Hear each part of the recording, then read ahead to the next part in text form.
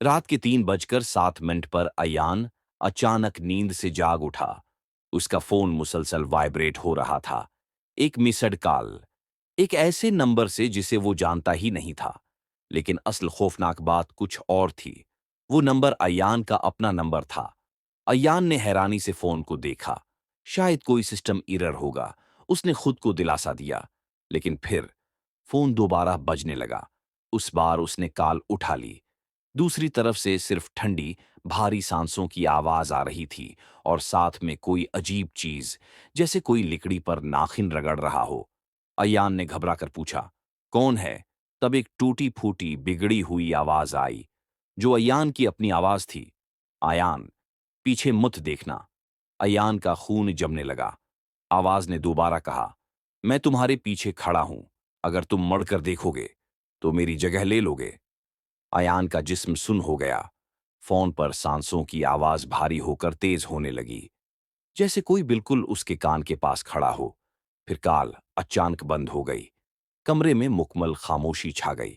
अयान ने डरते हुए लाइट ऑन करने के लिए हाथ बढ़ाया, लेकिन उससे पहले ही फोन पर एक नोटिफिकेशन आया।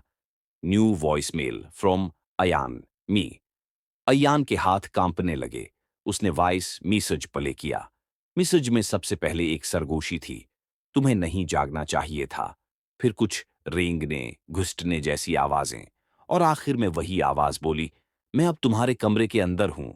वॉइस मैसेज खत्म हुआ तो बाहर से जोर से ठक जैसी आवाज आई। अयान ने दरवाजे की तरफ देखा। दरवाजे पर 4 ताजा खिराशें बनी हुई थीं, जो चंद लम्हे पहले वहां नहीं थीं। अचानक फोन फिर बजने लगा, उसी नंबर से, उसी नाम से, अयान, मी। अयान ने हिम्मत करके कॉल उठाई। तुम मुझसे क्या चाहते हो? आवाज ने पुरस्कून अंदाज में जवाब दिया, मैं तुम्हारी जगह लेने आया हूं। तुम्हारे पास सिर्फ 10 सेकंड हैं। कॉल बंद हुई और कमरे के अंदर कोई आहिस्ता आहिस्ता गिनना शुरू कर देता है। 10, 9, 8। अयान भागकर दरवाजे की तरफ गया, खोलने की कोशिश की, मगर दरवाजा बाहर से जैसे किसी ने जोर से पकड़ रखा हो।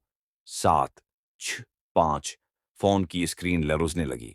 एक नई नोटिफिकेशन आई, you shouldn't you picked up. 4-3 कमरे की लाइट झलमलाने लगी। कमरे के कोने में एक साया बनने लगा, लंबा, इंधेरा और बिल्कुल अयान जैसा।